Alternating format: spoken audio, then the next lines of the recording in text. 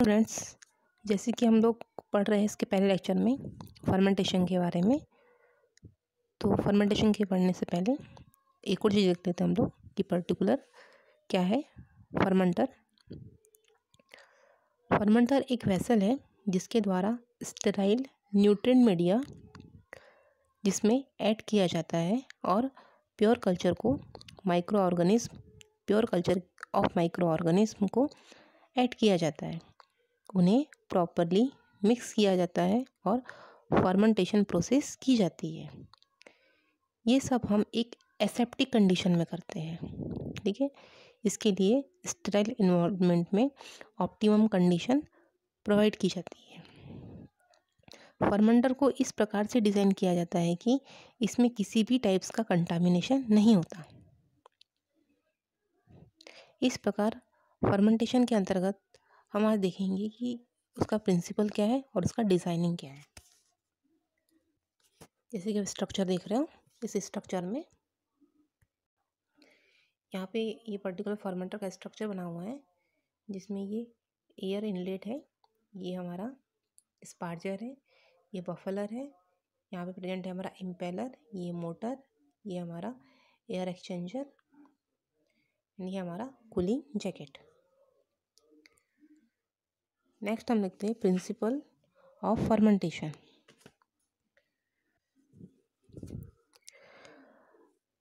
The basic principle behind the fermentation technology is to derive useful product with the help of microorganisms from mostly waste treatment or industrial waste like molasses वे। ठीक है, तो ये इसका principal था। Next हम देखते हैं design of fermenter की पर्टिकुलर फर्मेंटर का डिज़ाइन कैसा होता है।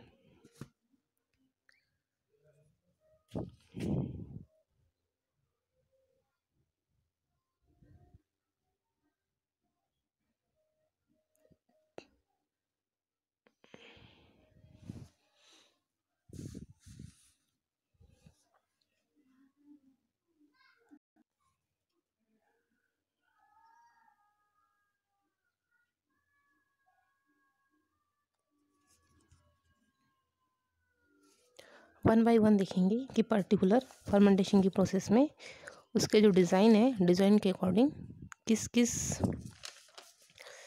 पार्ट का क्या क्या वर्क होता है। तो सबसे पहले बात करते हैं स्टरलाइजेशन की।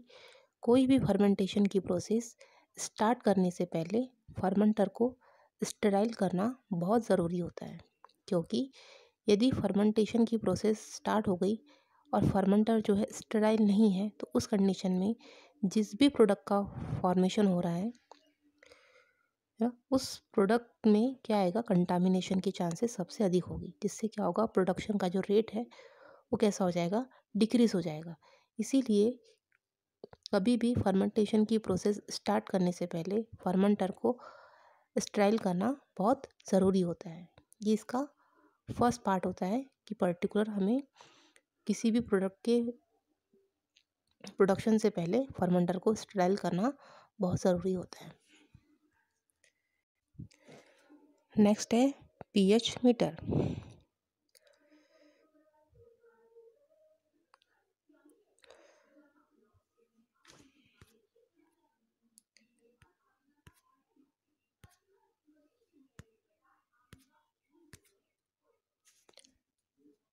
जैसे कि हम डिज़ाइन ऑफ फर्मेंटर की बात कर रहे थे, है ना, तो इसमें इलेक्ट्रिसिटी प्रोवाइड करने का यह जो फर्मेंटर होता है ना, इसे इलेक्ट्रिसिटी प्रोवाइड करने पर ही क्या करता है, वो वर्क करता है। इस फर्मेंटर जो इक्विपमेंट है, इसके निम्नलिखित पार्ट प्रेजेंट होते हैं जिसे हम वन बाय वन देखेंगे। जैसे आप स्ट्रक्चर में भी देख रहे हो, यहाँ पे ये है हमारा एरिएशन सिस्टम, ये है इन्फ्लुएंट, ये स्टीम, ये सेंसर, यहाँ पे प्रेजेंट है thermal jacket, cooling supply, steam, ये हमारा एसिड एंड बेस सप्लाई। सबसे पहले तो बात देखते हैं हम पीएच मीटर की। पीएच मीटर किसी फर्मेंटेशन प्रोसेस में मीडिया के पीएच को चेंज या फिर पर्टिकुलर पीएच मीटर किसी भी फर्मेंटेशन प्रोसेस में मीडिया के पीएच चेंज को ऑब्जर्व करने एवं उसे मेंटेन करने के लिए यूज़ किया जाता है। पीएच मीटर के द्वारा फर्मेंटर के पीएच को कंट्रोल किया जाता है। मीडियम के पीएच को कंट्रोल करने के लिए बफर सॉल्यूशन का यूज़ किया जाता है। नेक्स्ट है टेम्परेचर मीटर।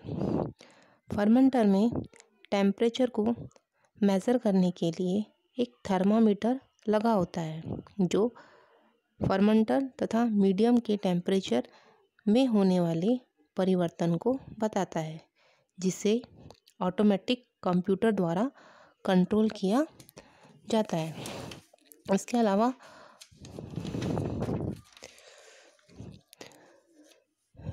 इस टेम्परेचर कंट्रोल के द्वारा जब भी फर्मेंटेशन की प्रोसेस स्टार्ट होती है तो उस प्रोसेस में जो माइक्रो ऑर्गेनिज्म है वो अपनी मेटाबॉलिक एक्टिविटी को शो करते हैं। यदि टेम्परेचर बहुत अधिक राइज हो जाए जिससे माइक्रो ऑर्गेनिज्म क्या हो जाएगा, हार्म पहुंच जाएगा, तो यह टेम्परेचर को लेवल को कंट्रोल करना बहुत ज़रूरी होता है, क्योंकि यदि माइक्रो ऑर्गेनिज्म को हार्म पहुंचेगा तो जो प्रोडक्शन जो हो रहा है पर्टिकुलर जिस भी प्रोडक्ट का, वो प्रोडक्शन क्या हो जाएगा, लॉस में चला जाएगा। इसीलिए टेम्परेचर को कंट्रोल करने के लिए पर्टिकुलर जो फर्मेंटर होता है वो कंप्यूटर से अटैच रहता है, जहाँ से ऑटोमेटिक कंप्यूटर द्वारा हम टेम्परेचर को कंट्रोल कर सकते हैं। नेक्स्ट है कूलिंग जैकेट। फर्मेंटर में बाहर की तरफ एक जैकेट लगी होती है जिसका कनेक्शन कूलिंग वाटर टैंक से होता है। टेम्परेचर इंक्रीज होने पर इस कूलिंग टैंक में कूल वाटर फर्मेंटर के चारों तरफ लगी जैकेट में पहुंचा दिया जाता है, जिससे टेम्परेचर कंट्रोल हो जाता है।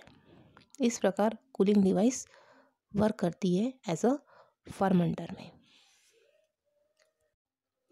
नेक्स्ट है एजिटेशन। एजिटेशन के लिए फर्मेंटर में शेल्फ लगा होता है तथा इस शेल्फ में इम्पेलर लगे होते हैं। एजिटेशन के द्वारा न्यूट्रिएंट में जो भी सस्पेंडेड माइक्रोबियल सेल को होमोजेनाइज्ड किया जाता है। मैकेनिकल एजिटेशन का यूज़ फंगल फर्मेंटेशन प्रोसेस में किया जाता है। इसके अलावा इस एजिटेशन का जो यूज़ है एक्टिनोमाइसीट्स जो फंगस है इसके लिए भी किया जाता है। नेक्स्ट है एरिएशन। इसका यूज़ सबमर्ज्ड कल्चर में माइक्रो ऑर्गेनिज्म की ग्रोथ तथा इनकी मेटाबॉलिक एक्टिविटी के लिए सफिशिएंट ऑक्सीजन एरिएशन के द्वारा प्रोवाइड की जाती है। नेक्स्ट है anti foaming agent. Fermenter device में इलेक्ट्रिसिटी प्रोवाइड करने पर उसमें एजिटेशन की प्रोसेस स्टार्ट हो जाती है, जिसे मिक्सिंग डिवाइस मीडियम को मिक्स करने का कार्य करती है। इस प्रोसेस में फोम का फॉर्मेशन होता है, जिससे प्रोडक्ट में कंटामिनेशन के चांसेस बढ़ जाते हैं। इस समय मशीन में एंटी फोम एजेंट को ऐड कर दिया जाता है, जिससे फर्मेंटर के अंदर फोम का फॉर्मेशन होना बंद हो जाता है। एंटी फोमिंग एजेंट के द्वारा किसी फर्मेंटेशन प्रोसेस में बन रहे फोम मतलब एयर बबल को ख़त्म करने के लिए लिमिटेड अमाउंट में इन एंटी फोमिंग एजेंट का यूज़ किया जाता है।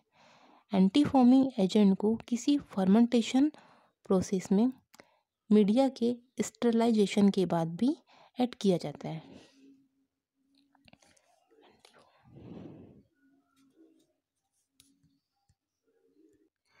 अब अगर हम types of anti foaming agent की बात की जाए तो जो फर्स्ट होता है वो है हमारा inert anti foaming agent. Inner anti foaming agent में ऑर्गेनिक मटेरियल का यूज़ किया जाता है।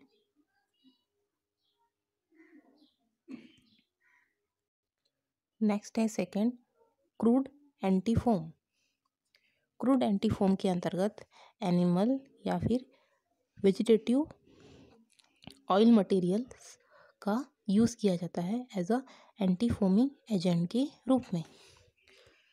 तो हमने आज इस लेक्चर में पर्टिकुलर डिज़ाइन ऑफ फर्मेंटर के जो पार्ट देखे हैं, pH meter, temperature, cooling device, इसके अलावा एजिटेशन, एरिएशन, एंटीफोमिंग एजेंट। इसके नेक्स्ट लेक्चर में हम इसके बाद के पार्ट्स देखेंगे। Thank you.